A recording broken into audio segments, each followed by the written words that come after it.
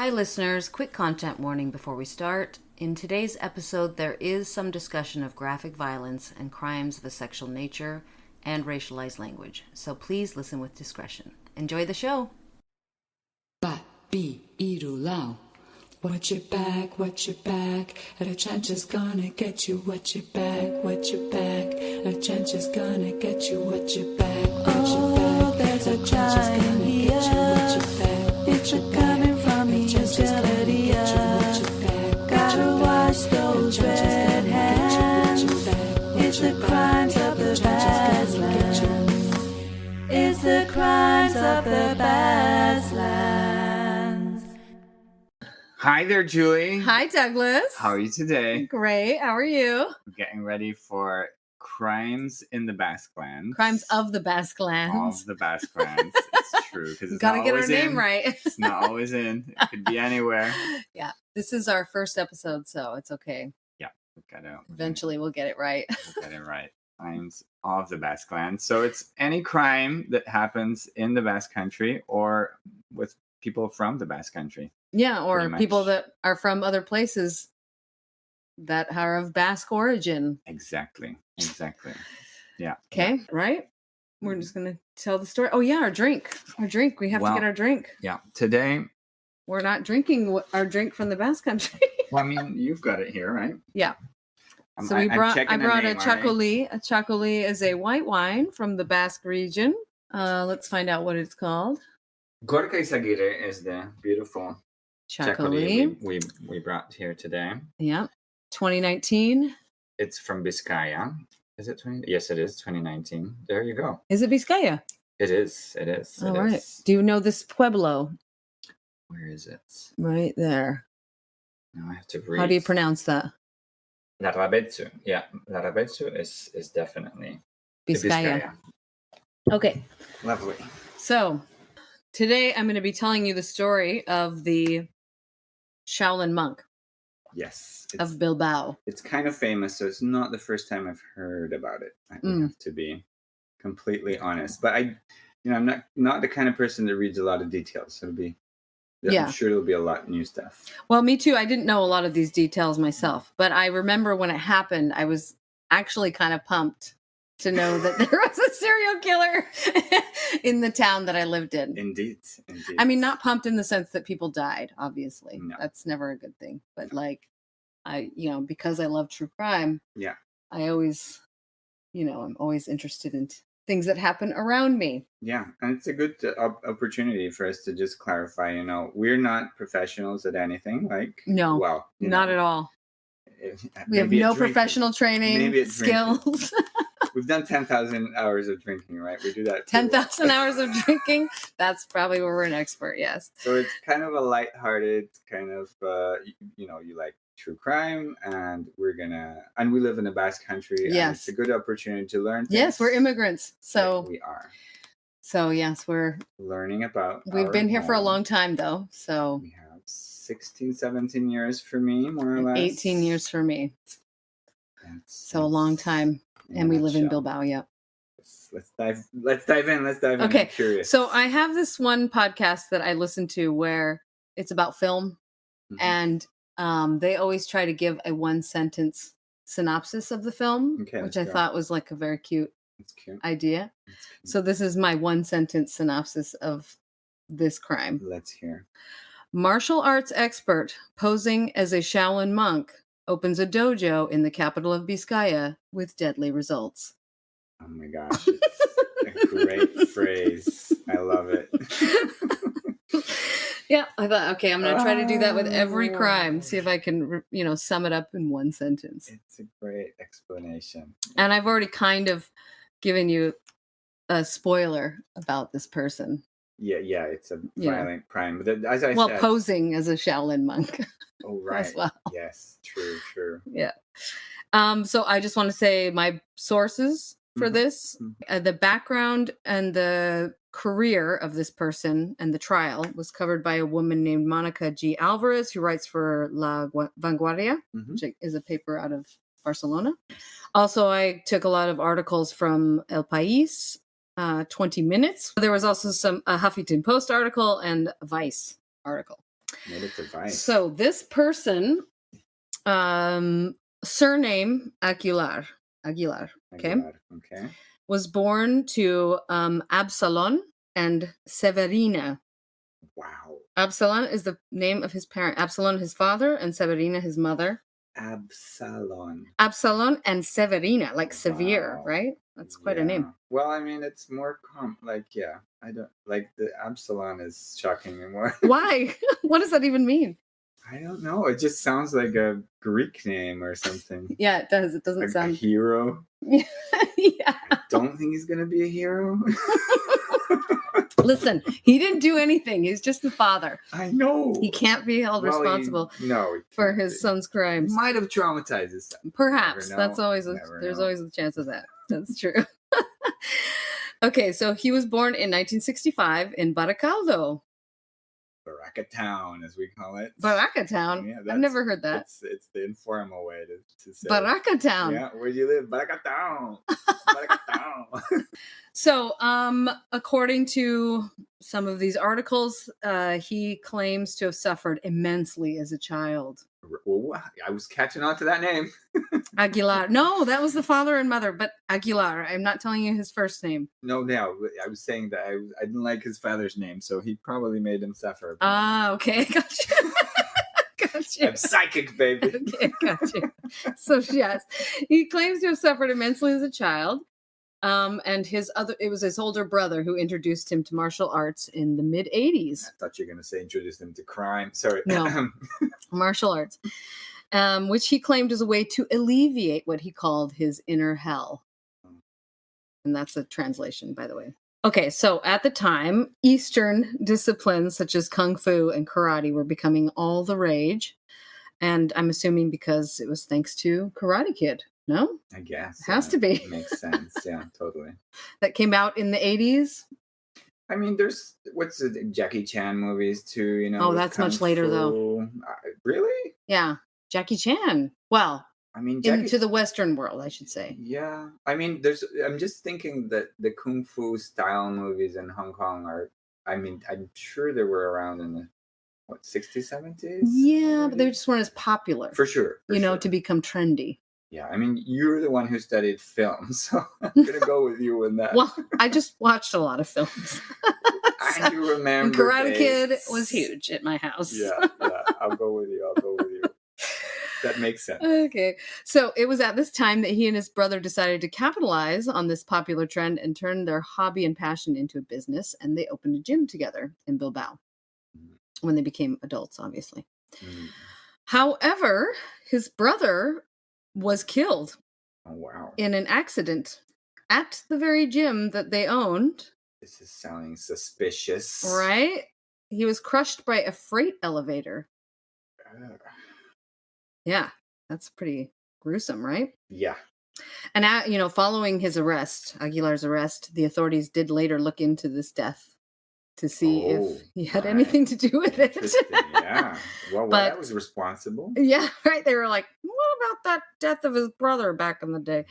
So, I couldn't find any information if they made any progress in that investigation. Well, but this guy is sounding pretty suspicious. Aguilar is sounding dodgier and dodgier as the time goes by.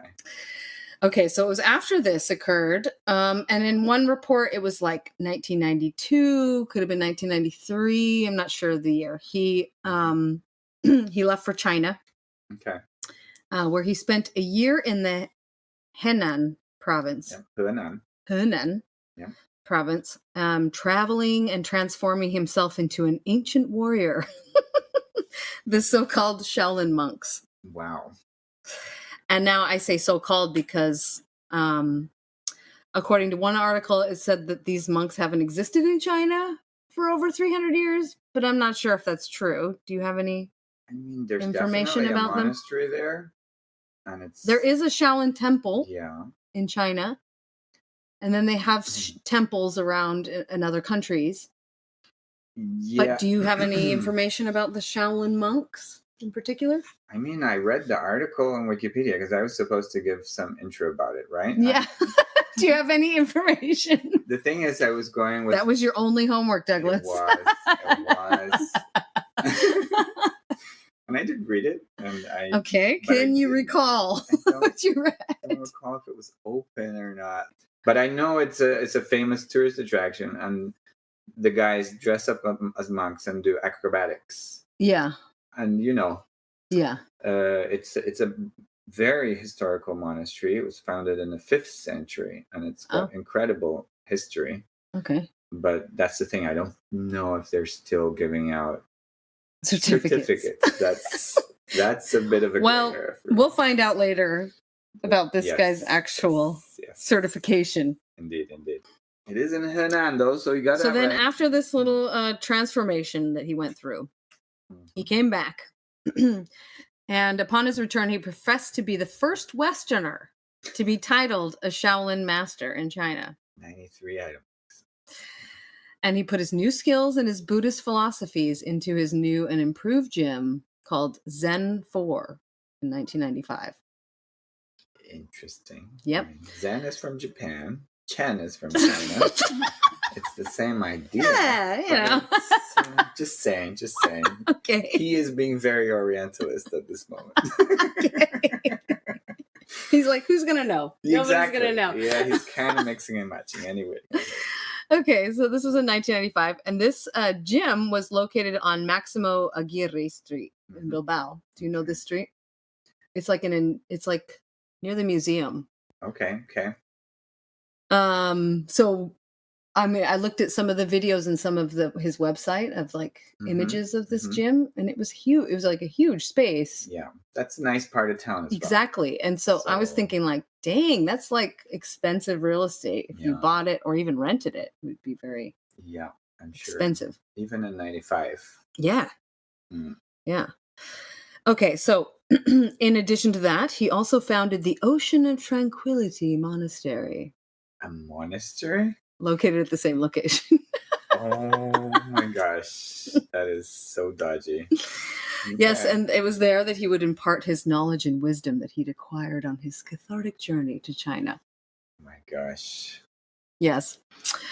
I'm Okay. appalled by all the cultural appropriation. So, that being said, he was actually quite skilled apparently in martial arts. Some points, okay. So he was crowned World Kung Fu Champion 3 times. World Kung Fu Champion. And that's a real thing? I don't know. I didn't look it up. It just said. That's what it said. He was crowned World Kung Fu Champion 3 times and a national champion on 8 occasions.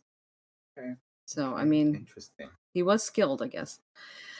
He became a well-known figure in the martial arts world and a media darling and representative of that world in the late 1990s.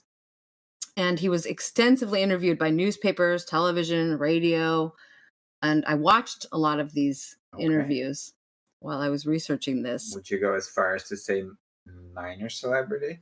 Yeah, I would. Okay. I would. Okay. I could see how people would watch him and be like, oh, I need to go take some classes from that guy. I remember when a crime came out, he had like a shaved head. Does he always I'll have get into shape? that. Okay. Yeah. Okay, yeah.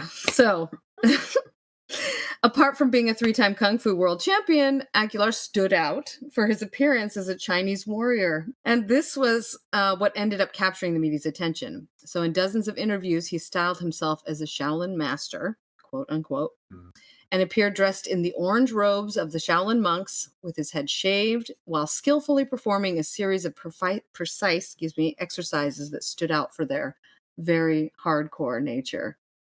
The fact that he was doing all these very hardcore, like deadly looking exercises, it was juxtaposed with his, the interviews where he's expressing his Buddhist philosophy. And here's one of the quotes that I translated from Castilian to English. He said, "As a Buddhist, I believe that souls are human beings. I communicate with them. I ask them for permission, and I ask them for forgiveness." What do you think that means? Souls are human beings. Yeah. I mean... Yeah, I don't know. It just sounds like something you would say to make people go, oh, that's very deep. It's a bit empty, though. Like, if you believe in souls, every human being has a soul. Mm-hmm. But, yeah. Why would it be a separate human? Yeah. just randomly seeing ghosts everywhere. I mean,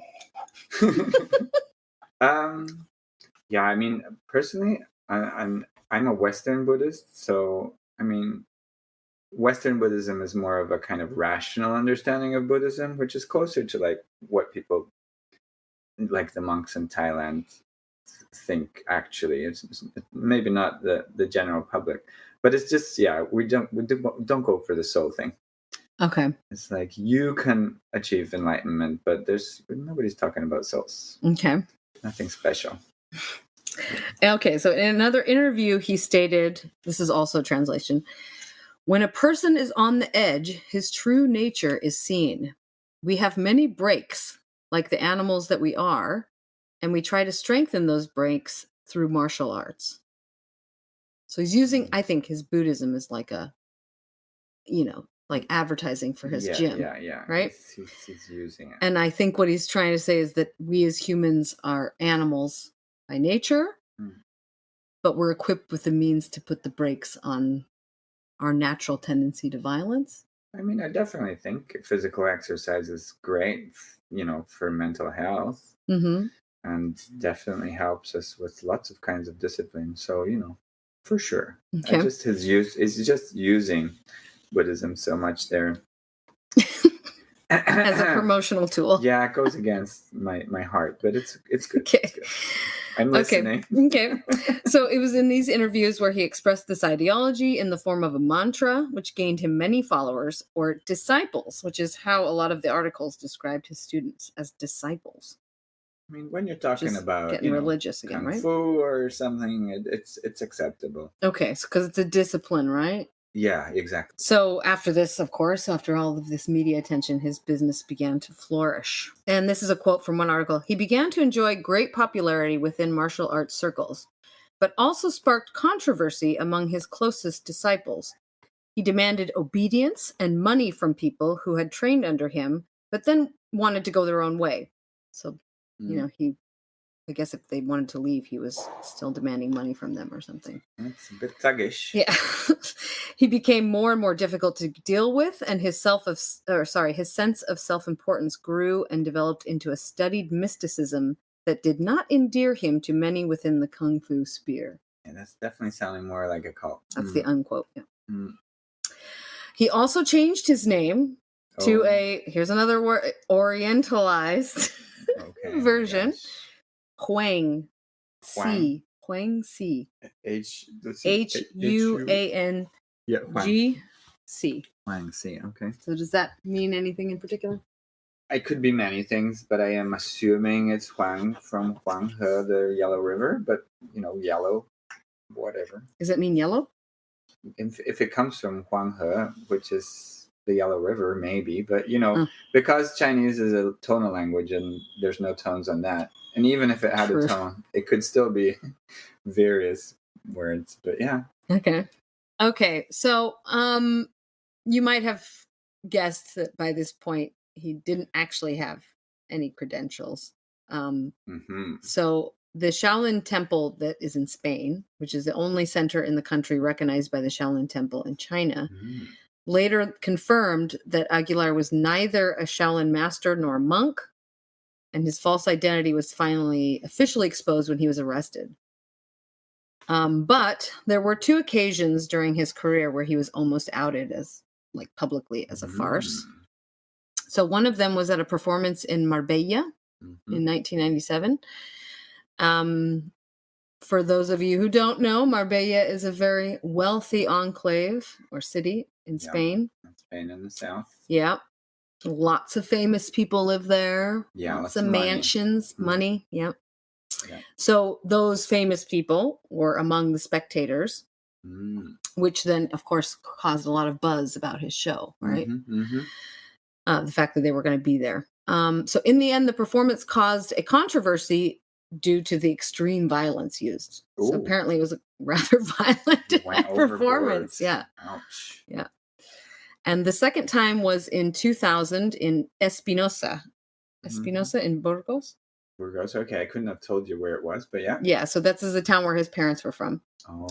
And on this occasion, the performance advertised a daring feat that consisted of pushing a car while a spear was poking him in the throat.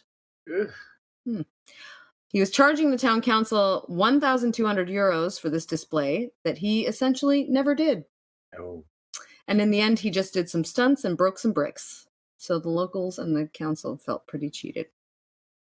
Fair enough. Interesting. Shall we take a break? Let's go for it. Okay, let's do it.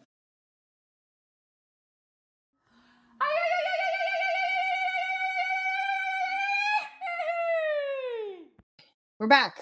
Hey. Hey.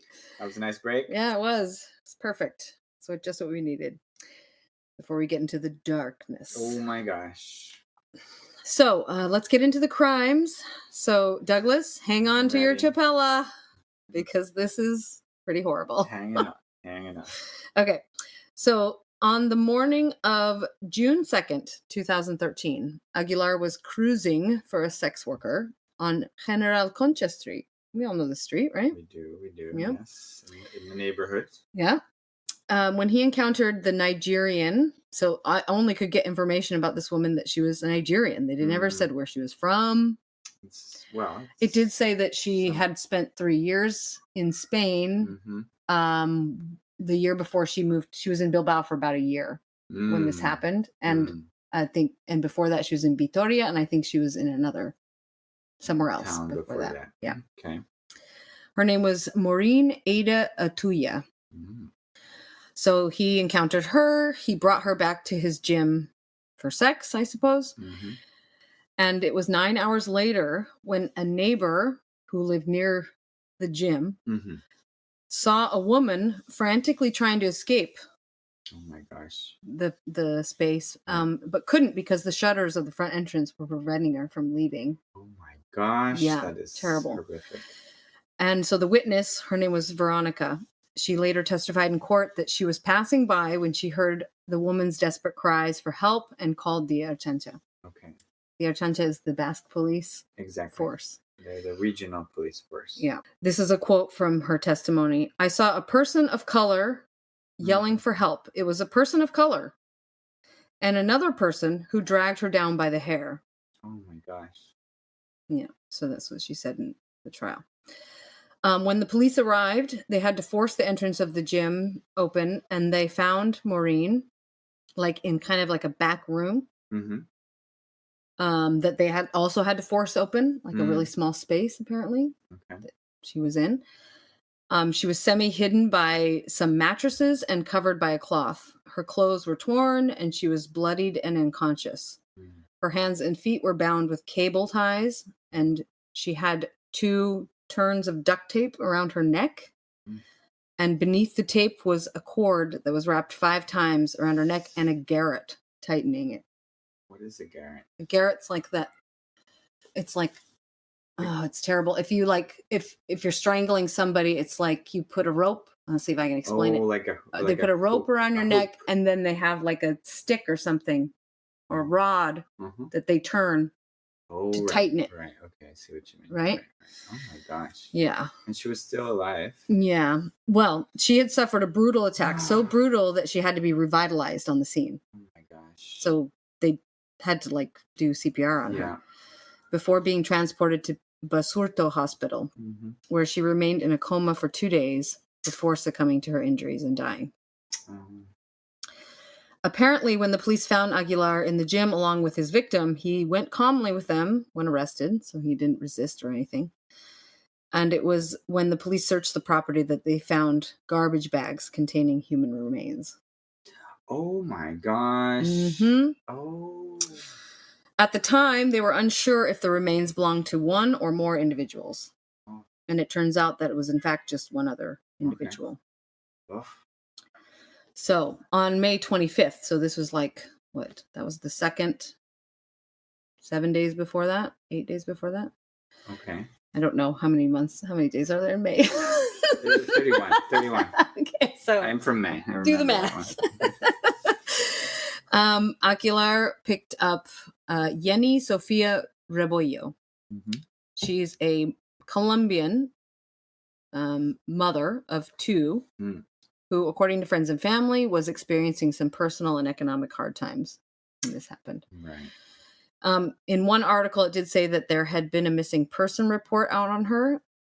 And it appears as though the family that she spoke to regularly still resided in Colombia, so that they maybe had submitted a report. Right. But it was really unclear whether or not there was a missing person report on her. Maybe, because she had been missing for days at this point. Maybe all right? her family was in Colombia and she couldn't. And they just didn't talk to her for a period. It's not as urgent if your mom doesn't come home for 7 days. But right. If they're in Colombia, it's Right.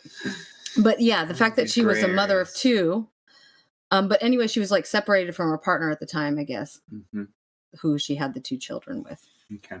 So I don't know if he reported her missing. Quite common in Latin America and many other countries where, mothers will leave their children with maybe their grandparents and go work in Europe or North America. No, but the children were here in Bilbao. She had a partner here and two children here in Bilbao.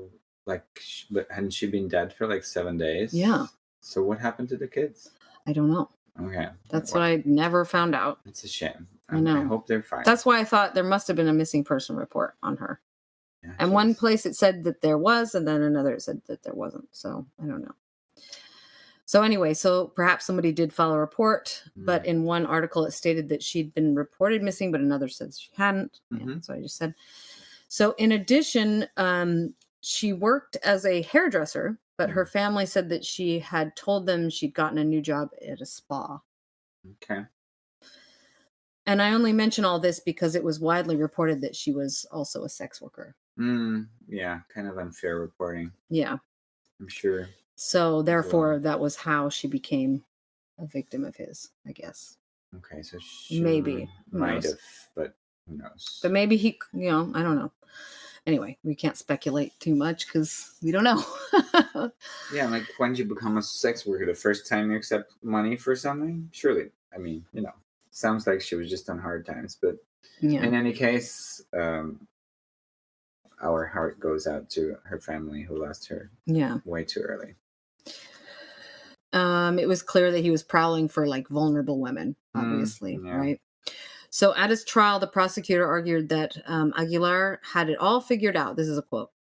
He chose the victim carefully as she was a vulnerable woman in a situation of social exclusion with little social support and network in Bilbao, an immigrant from a very low socioeconomic status who was not going to be missed by anyone.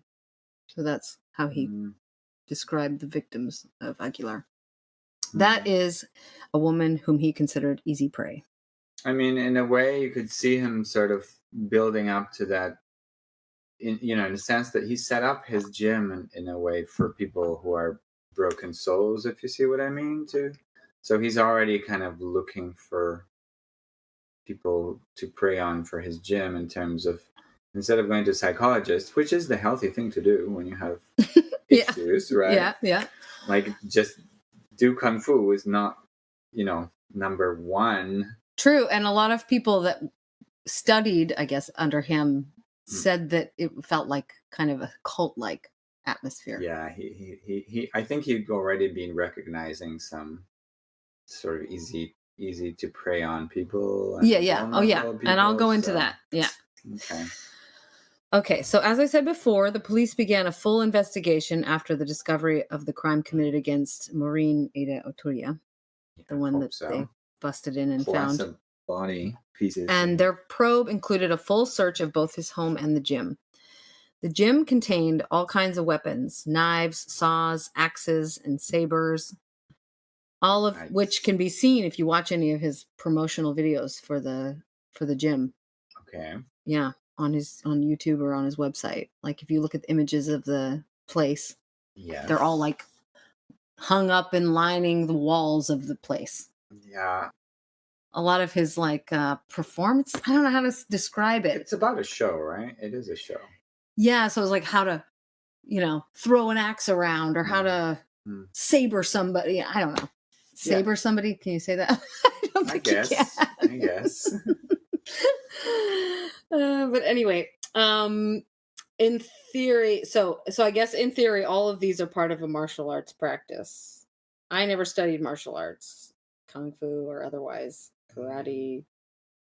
I mean, I don't remember any of this stuff being in karate from the Karate Kid. I think I did kung fu actually. I don't even remember if it was kung fu exactly. I don't remember that in kung fu either. But yeah, we never had too many of those. But I do remember. Oh, you did kung fu? Yeah, but like for a year or something. I had a white belt. Oh, I think it was kung fu. That's the thing. I'm not quite sure. Is that the highest? No, it's black. No, it's the first one. I could barely. White is the first. I think, yeah, it's definitely. I only got the first, if I even got there, because I remember I did something wrong. It must have been for the second belt. You did something wrong. Oh no, it was just. And they're like, "You don't get your belt." Yeah, no, but I knew I didn't deserve it because I just didn't even stand correctly. Because you have to stand like as if you were mounting on a horse, sort of stand. Like kind of crouchy, but in the air. Okay. And I just kind of opened my legs, making like an A. So I clearly wasn't doing the correct position for the whole movement thing. So, I was just nervous, whatever. Yeah. But anyway, How old were you? Another hard question. Probably 11, 12. Okay. You were a child. I was a child. Yeah. Yeah. But suffice to say, what I mean is I don't remember any metal hanging on the walls. It was just right. At most some nunchucks. I've not ever seen that either. Twirling around. Nunchucks. Yeah, or like a stick. Yeah, like lots a of pole. batons. Yeah. Actually, that's a relevant thing to mention in the sense that one of the specialities of the Shaolin temple was pole fighting. Mm-hmm. And you can see that in one of his videos. Okay, so we got something right. There you go. But yeah, I didn't see. Yeah, you should watch these videos. Anyway, we'll link them in our Instagram, right? I'm getting maybe some links to his videos. DNA was discovered on some of those items and were therefore determined to be used in the execution of his crimes and the eventual dismemberment of poor Yenny. So yes, she was dismembered. So the bags containing Yenny's remains were found in various locations. There was some in a false ceiling of the gym. Oh. Yeah. Also on the balcony of his apartment. Yeah, that's where I thought the gym was. Oh my gosh. No, that's where he lived. The Chino Misterioso Street. That's just. Yeah. This is a restaurant we love to go to. Yeah, it's really good Chinese food. It's excellent. It's horrible. On the balcony. And you know what was in that bag? No. Do you want me to guess? I don't think so. You want? No. There's enough guessing in this podcast already. Okay. It was her breast implants. Oh my gosh. Were found in that bag. What the? Yeah. Yeah.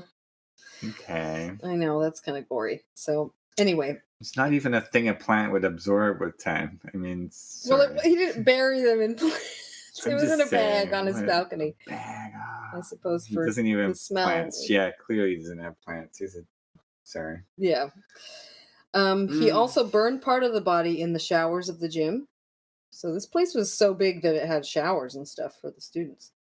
Oh my gosh. It's a huge place. And then he got rid of what he could by throwing some into the Bilbao estuary. Oh my gosh. That's right. He threw them in the river. Yeah. So they were able to see that he was caught on the security cameras at Deusto University. Oh, I was going to say, like, shit into the river. How did they find bits, like... They didn't. They never found anything. Yeah, okay. They just had video footage or security camera footage of him throwing things into the river. So creative, huh? I guess. He clearly had some trouble here. He wasn't actually getting rid of stuff anyway. He's already effed up. Well, he wasn't like skilled at being a serial killer. Apparently. Not at all. Like, I was looking for some skill. I guess that's what I was looking for. Yeah. Just pretending skill the whole time. So, in addition to all this horrifying stuff that they found in his gym and his house, They also found a plethora of photos and videos of many women in what was referred to as obscene, quote unquote, obscene and submissive poses. So included among these women were the two victims.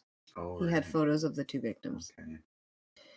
And I know that at least one of them testified. Oh, good to hear. At his trial. That was in the photos. But and then others, I'm not sure if they've found that.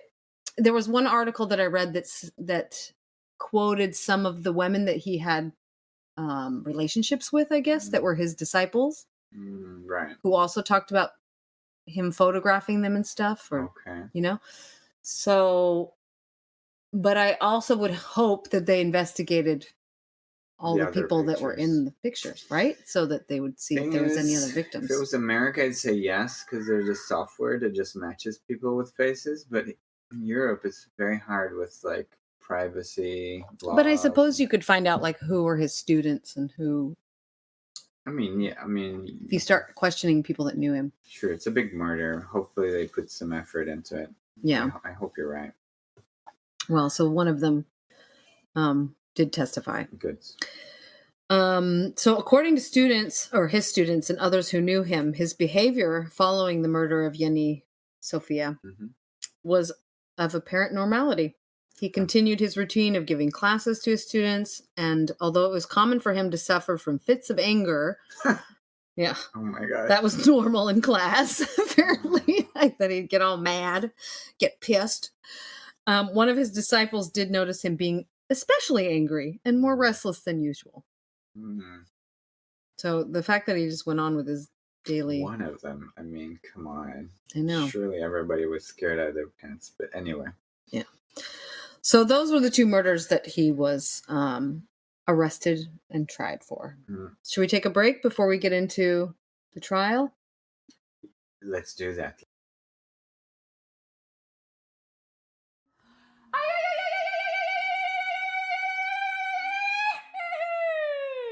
We're back? We're back. Okay. Back. Yeah. So... It happens. He murdered these two women. It was, yes, that's pretty bad. So after his arrest, in his first statement to the Archancha, he admitted that he intended to kill Ortuya, and that he also confessed to the murder of Rebollo days earlier. Right. So apparently in his police interrogation, he admitted to all that. The explanation that Aguilar gave was that he was delusional. He had a fit of going out of control, that's in quotes, due to a tumor in his head. Oh my gosh. And then about Rebollo, Yeni, he said, he said, realizing that she was dead, I tried to get rid of her. I had flashes in perception. Reality was mixed with loss of control, which has happened to me for the last 4 years, he said. 4 years. I mean, so this is his explanation as to why this happened. I just think he's killed more people. So he says this 4 years. He was referring to when he climbed a altitude of over 5,000 meters somewhere. I don't know where. Just saying. And he suffered from a kind of quote unquote imminent death. So I don't know what that means. I'm telling you, this is a translation, so I don't really know if I got it right. What'd you call it? Isn't it height sickness? What'd you call it when you're altitude sickness? That's all he got. Yeah. He went to the Andes. He thinks he got a tumor. Oh my God. So according to him, since that day, my thinking slows down. I have disconnections. I feel that my brain stops. So those are all his quotes. Although in reality, the medical diagnosis was quite different. The doctors found that an arachnoid cyst. Arachnoid cyst. Okay. So I had to look up what arachnoid was. It's just in the shape of a spider. It's literally the cyst is the delicate covering of the brain or the spinal cord. So there's like a mesh or something that covers your brain and spinal cord. Right. So there was a cyst on that. Membrane. Okay. So the left temporal bone. So it was on that on the head, that part of the brain. And it was congenital. So this means, that he had it his whole life, according to these. Yeah. So he didn't get it. So anyway, the treatment for this type of condition normally is like just medication for memory. Sometimes people have memory problems, I guess, and maybe some behavioral problems. But at the time of his trial, he tried to use this condition as a defense, and he was deemed to have no psychiatric disorders. Good. So the medical experts said that no, this is not causing him to murder people, basically. Okay. On April 15th, 2015, so that's 2 years after all this. So it took 2 years later to get to trial. Well, there's all the investigation as well, yeah, I guess. True. So April 15th, 2015, the trial against Aguilar began for the murder of the 2 women. 5 men and 4 women made up the jury in a court hearing that generated an enormous amount of media attention. Aguilar was the first to testify. But before listening to Aguilar, the judicial secretary read the document that he himself wrote acknowledging the murders with treachery. Good. I mean, so this is another quote from him that so he must have signed a confession when he was being interrogated. I acted suddenly, unpredictably, and unexpectedly. So what I take from that quote is that he was telling them when they were attacked, they didn't expect it. They didn't see it coming. Oh, right. You know what I mean? Okay. I thought he was just excusing himself. Like he was just playing like a normal John with a sex worker. Sure. And then suddenly turned on them. The only time that he cooperated with the investigation was in an attempt to get a reduction of the charges levied against him, and therefore a shorter sentence. So throughout the entire trial, his attitude attracted a lot of attention, I guess, from the media. He was really restrained, he was impassive, and he was acting as if he was oblivious to what was happening around him.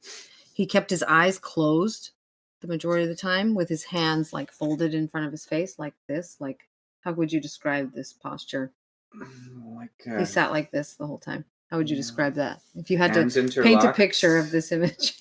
I'd say hands interlocked, maybe like a prayer. Yeah. Meditative, but that's almost offensive to use that. Yeah. At no time, as the judge himself underlined, did he show the slightest hint of regret. At the conclusion of the trial, he refused to make a final statement as well. So he never even made, because usually at the end of a trial, I mean, I don't know how it works here, but you're always given, when you're sentenced and everything, you're given an opportunity to say something. To answer, or apologize. But he did none of that. During the questioning by the prosecutor, Jose Maria Morales was the prosecutor. He mostly gave one-word answers, except for, I admit everything. That's what he said. Okay, well, did you do this? Yes, I admit everything. And then he would ask, did you kick her? Yes. Did you strangle her? Yes. Oh my God. So just one-word answers. I guess that's him. So he was kind of like a uncooperative witness, but cooperating in his own trial. Because he's forced to. You can't just sit there. I don't know. If he just denies it, isn't that going to increase? He didn't deny it though. That's the thing. Exactly. So he was like, which is strange because of, in the American system, I think if you plead guilty to the crime and you say I admit everything, then they just sentence you. Yeah. I don't. Yeah. But here, I guess they still go through the trial for damages. I'm not sure. No, I don't know. I got to find out. I mean, it makes sense. Listen, people, I will try to find out more about the Spanish system. We'll learn about it as time goes by. Yeah. For sure. Yeah. Okay, so many of the testimonies throughout the trial were from dozens of women who had had relationships with this guy. One of the key, and in my opinion, the most shocking of testimonies was that of one of his disciples, as they keep referring to people. And they gave her name. Her name was Maria Eva. And I'm only going to share her name just because she had a more publicized testimony. Right. Okay. So she was 28. She was a 28-year-old woman that had had a relationship with him. So the day after Yenny's murder, the witness was with Aguilar. Okay. He asked her to go to the gym and to wait for him in a room, while in another room, he used a hammer, a drill, and a chainsaw. In addition to the noise, the young woman claimed that he mumbled phrases like whores, black whores. Oh my gosh, that's so dark and horrible. I know. I mean, there's another podcast that I listen to. It's Your Worst Dates. Yeah. And one of the recurring themes is always, why did you stay there longer? Why did you stay there longer, right? Like, why is she still there? Why is she in a small room with a guy hacking at... Well, and because I think that this was the hold he had on these people that were in his gym, like, because I'll go on to say, like, I'll tell you what another woman said. Okay. So 2 hours later, he blindfolded her and took her into the next room. He laid her down on the bed and, quote, told me to make an excited face and took 3 or 4 photos of me. So this must have been something they did normally or something. Like the way she's testifying sounds like the way that maybe he always acted with her. And so that she was game for this type of stuff. Then he took my hand and told me to touch something. He held it and made me feel it. I thought it was a bed. I touched something cold and hard. Maria Eva didn't know it, but she had just touched Jenny's corpse. Oh my gosh, yeah. After that, she left, and he took off in his car along with several bags. So I guess with the parts that he got rid of. So 2 of the photos that were discovered by the police depicted Jenny's dead body. Okay. And there is a blindfolded woman seen in the foreground, which turned out to be this witness, Eva, or Maria Eva. My God. Fucking horrifying, right? It's horrible. It's nightmarish. I mean... I know. Any sort of killing is nightmarish, but that is just twisted. Mm-hmm. I mean, this guy... I'm happy they said it was congenital. He didn't get it 4 years ago. He's always been fucked up like that. No, but they didn't say. But they also said that it wasn't a cause of this behavior. Exactly. He's just always been. So based on what they all say, let's say he kind of got like, based on all the articles I read, that he was just becoming more and more like he's a narcissist, right? He thinks he's like some mystical creature that's like a minor star believing he's important. Yeah. Maria Eva gave the jury background information alluding to the murderer's aggressiveness. So this is what she talked about in their sex life, I guess. Mm-hmm. He hit my breasts, my ass, my arms and butt, and he pulled my hair. And he excused himself with, it was a relief to get rid of the anger, the bitterness. He told me that I was his partner for everything. And so her submissive relationship with him, she claimed, was very sick. Yeah, it's slightly offensive. He's cloaking that in a Buddhist mantle. I mean, that is pretty out there. Not supposed to, of course. Jesus. Anyway. The woman who testified about their intimate relationships with Aguilar, or their teacher, also testified to the fact that they felt an authentic veneration for him. So they like looked up to him as like some sort of, I don't know, yogi, I guess. If you're truly more powerful and impressive. Yeah. Yeah. Veneration, though, Jesus, is such a strong word. One woman said that she was grateful to him because she was an antisocial woman and he had taught her to communicate with a man, to know what life was like. She said she didn't mind being called a whore by her guide, nor that he wanted to play the most abject sexual games with her, nor that he slept with all of the other women, nor that he almost choked her to unconsciousness when they had sex. I mean, sexual. I mean, yeah, there's all kinks. Sexual kinks. Right. And if it's done safely, 10 points to everybody. Great. Lovely. Yeah, I'm not kink shaming. No, but poor thing. He doesn't sound right? I mean, we guessed that part. Yeah. Another agreed to all the whims of the leader, although she defined Aguilar as a superb, arrogant, manipulative, and self-centered guy to the point of forming his gym into a kind of sect. Mm-hmm. Clearly, yes. So they did recognize that he was like forming some sort of cult with his followers. Clearly. How sad. Yeah. After 7 days of trial, the jury unanimously found Aguilar guilty of 2 murders with treachery, but without cruelty.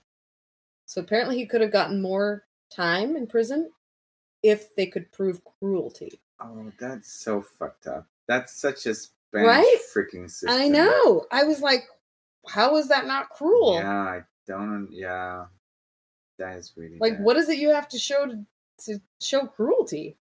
Yeah, I can't. Yeah, that's ridiculous. It's like, yeah, like I think, yeah, one of the problems of being in a Basque country under a Spanish judicial system is these fucked up things where, you know, like there's all these things about rape with women where it's like not rape unless, you know, it's like these ridiculous little. No, I know. I can think of several cases. I mean, I get really angry just thinking, yeah, and it's just offensive when you think about it, which, you know, I was going to say earlier, because as you started the trial section, I was like, my comments might not have been understood if you don't understand. I just do not believe in the justice system here. So I was kind of surprised that they were doing things correctly to some extent. Like, oh, only 4 years? Oh, well. Well, in general, when I hear stories about the judicial system here, it's always because there's been a judicial like flaw, right? And there's outrage as a result, right? So those are the stories that I like clue into more often. So I always think, how fucked up is that? You know, like, and then it's outrage. But whereas here, ostensibly it worked out, and yet it's still fucked up. Yeah. Because how is that not cruel? Yeah. Yeah. I'm sorry. Yeah. No, I know. I agree. We're definitely swearing in this podcast, aren't we? Yeah. Well. Yeah. Yeah. I'm keeping some of them back. Okay. Before we offend anybody in the judicial system, we all do our best. I mean, the law is the law, and you have to go by the law. Don't get me wrong; all of them are flawed. So I'm not so there's no perfect justice in the world. Let's say. Definitely criticizing the books.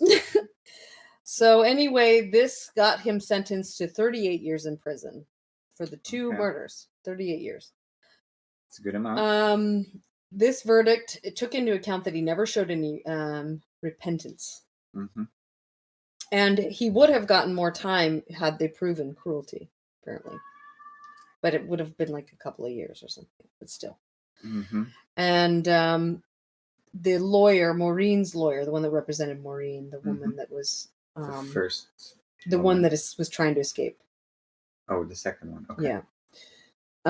He was dissatisfied with the verdict and the sentence since he says, we believe that cruelty is proven. So he thought that they had proven that in court and couldn't believe that they didn't agree. So anyway, agree with him.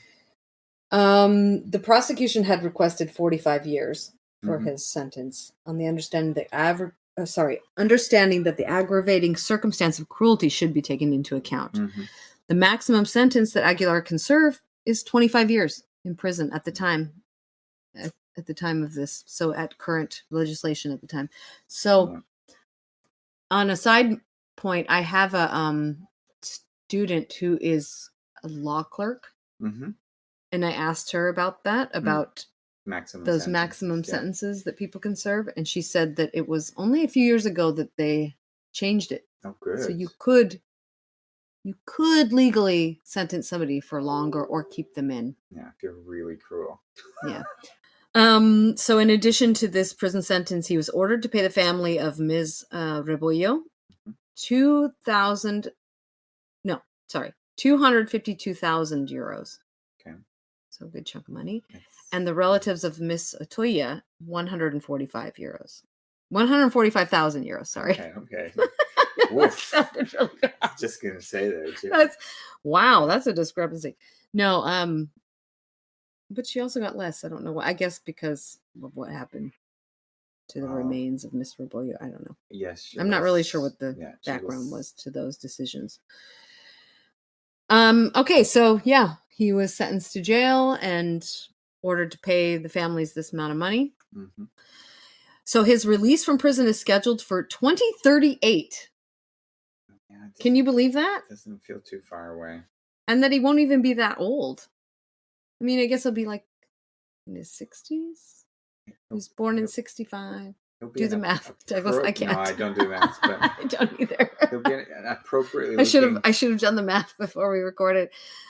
You look great as a monk. Yeah, well, he might be bald naturally by then. You should try like meditating in a cell alone for 15 years. But in 2021, he could enjoy his first parole. But I didn't hear that he had gotten parole. 6 little years. I know, right? That's not very long. For two women. murders. Totally clear killings. Yeah. Totally. Very sad. Well, I'm going to say very no good points for the justice system, really. They put him in prison, but what else did they do? I mean, I think a lot of people are going to have opinions about that because, well, especially, I mean, I'm American, right? So we have life in prison and we have a death penalty. Yeah. So to Americans, that would seem like a very short sentence for 2 murders. Absolutely. For something that was so cruel or like vicious and like, like a serial killer. Never let those guys out. Yeah. Yeah. So, just about the fact that he claimed to be this Shaolin monk and master, right? So the Shaolin Temple in Spain is the only center in the country that is recognized by the Shaolin Temple in China. I think I mentioned that before. Mm-hmm. It has confirmed that Aguilar is neither a Shaolin master or a monk. Mm-hmm.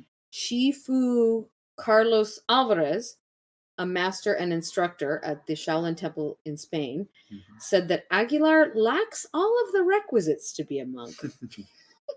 Unfortunately, many Chinese certificates are obtained in an irregular manner. So that might explain how he might have had a certificate, right? Yeah.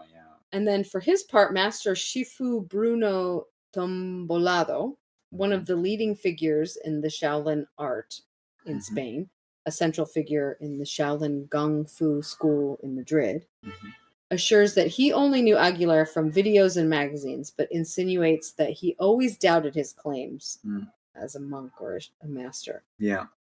He said he was, this is a quote from him, he said he was the first Westerner to be an ordained Shaolin, but there are no Westerners ordained yet.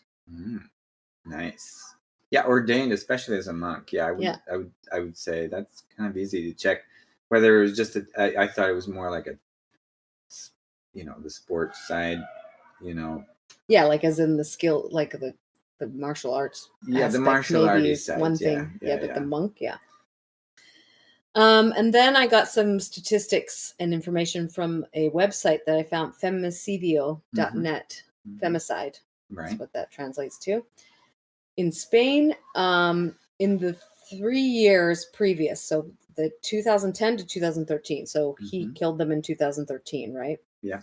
There were no less than 20 prostitutes or sex workers, killed in that span of time. And almost all of those sex workers were foreigners. Only 3 of them were Spanish descent. Right. Yeah. They're more vulnerable people. They might not know that they can call the police, which is a big problem as well. In Europe, a lot of people, come from places where police are not a good idea to call. Yeah. So there's so many problems. Yeah. And another sad point that they noted on this is, or on this website, was that those responsible for the femicidio.net study, they used information that was based on anything that appeared in the local, regional, and national press. So that's the only way they got these stats about sex worker deaths. So it had to be in the press, right? And they also lament that these deceased women are not recorded as gender violence. I mean, you're sex workers. And so this, therefore, draws the attention to the insecurity with which thousands of women live in who carry out this type of work. Okay, pause time. Yes, and then we'll try to lighten it up on our exit.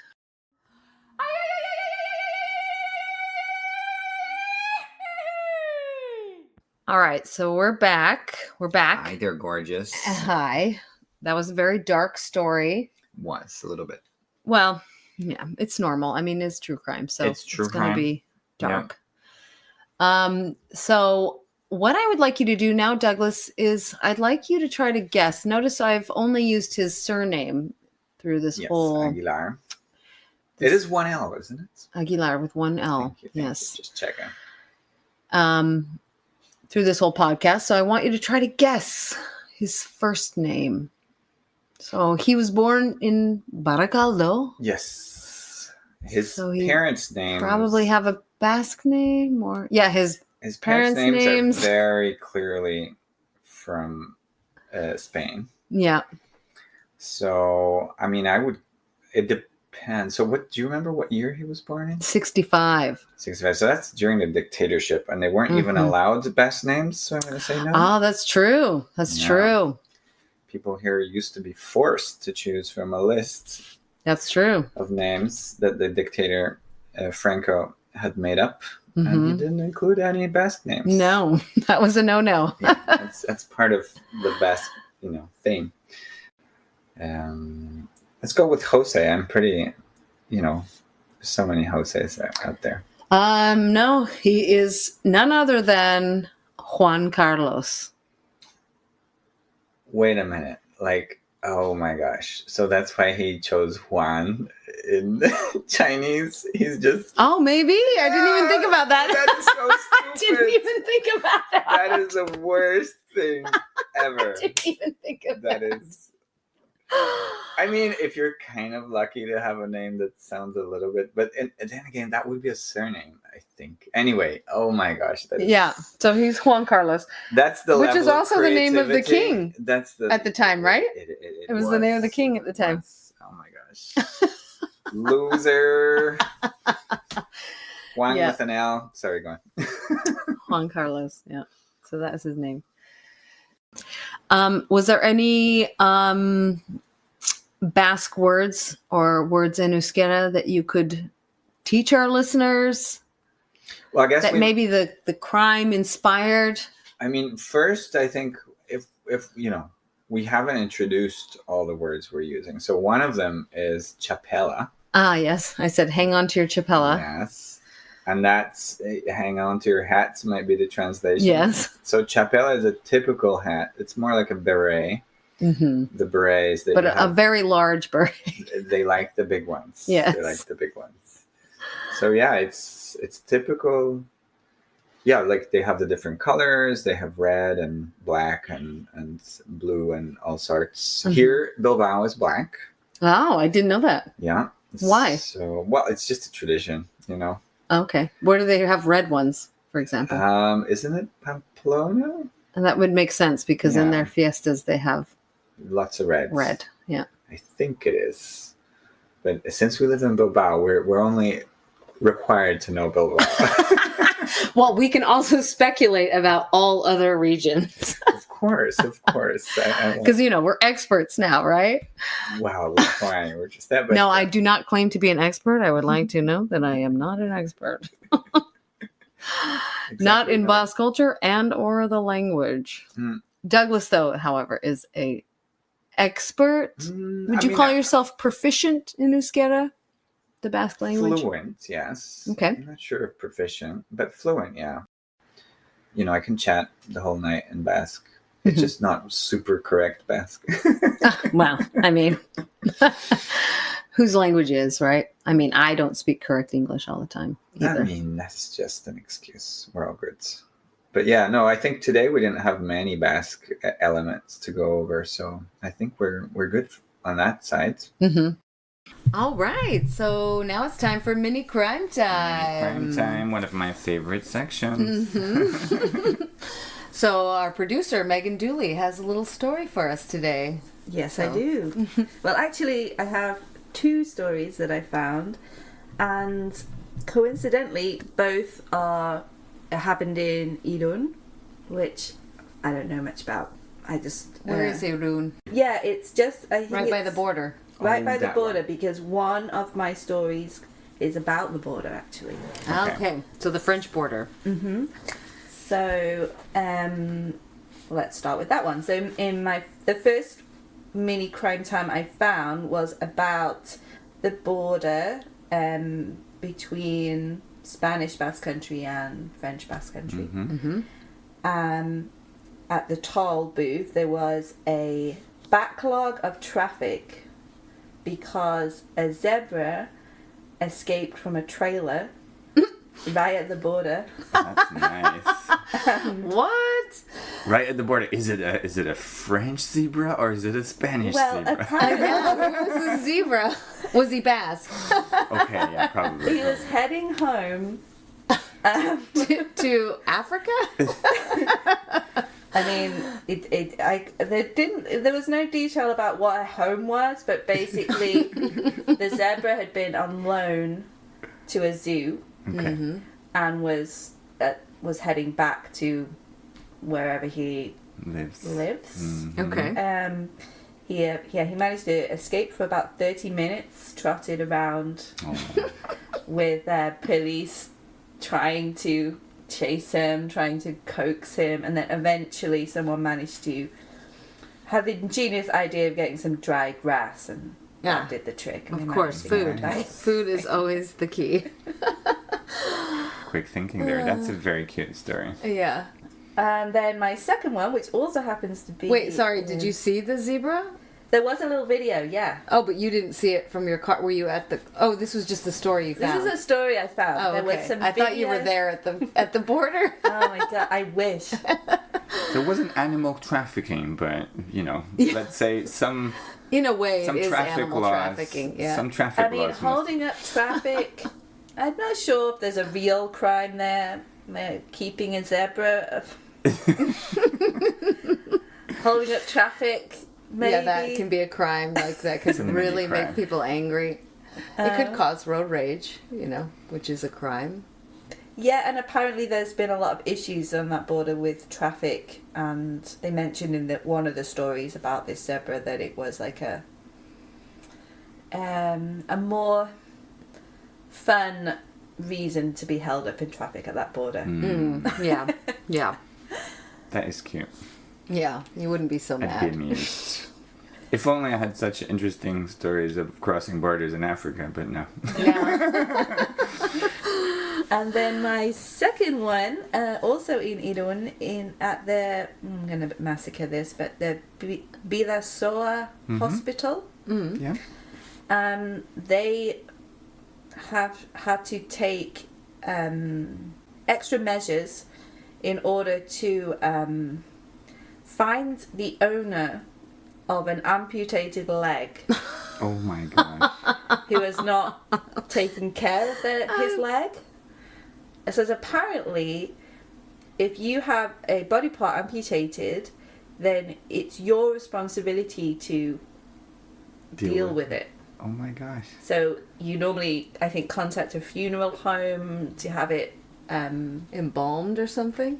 if that's what you So you can save it? want. Or cremated. bury it. I think cremated is probably the usual. But How weird.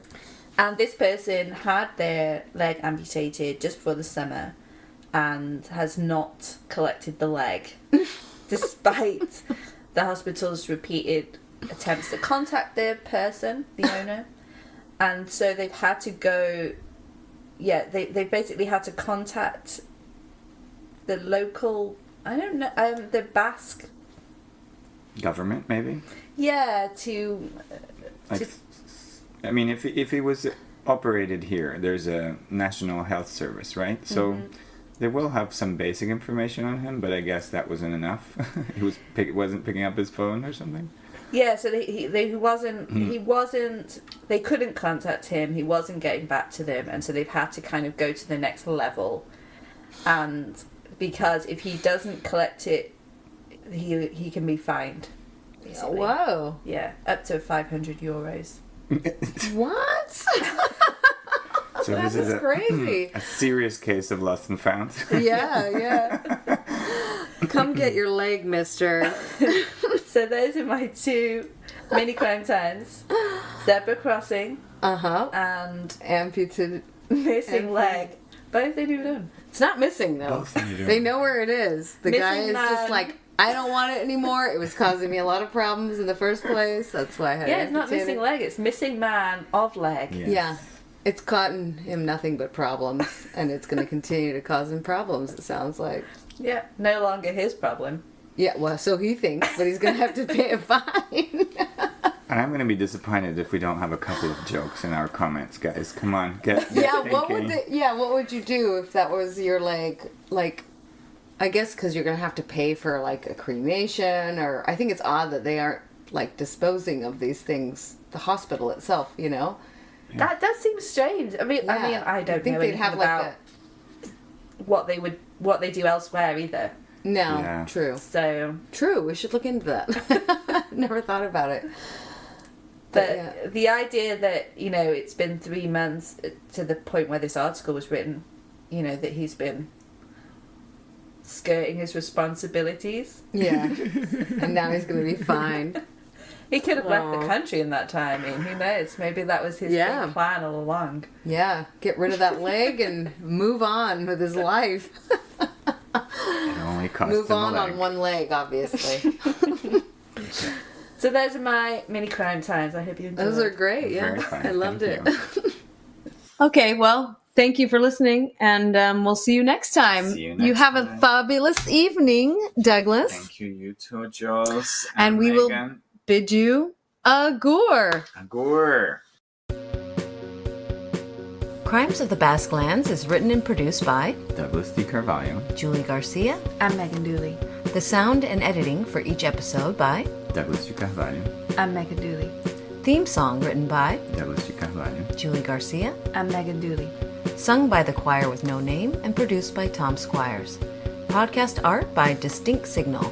Follow us on Instagram and Facebook at Crimes of the Basque Lands, and contact us at crimesofthebasquelands@gmail.com with story ideas worldwide which have a connection to the Basque Country, or any rave reviews.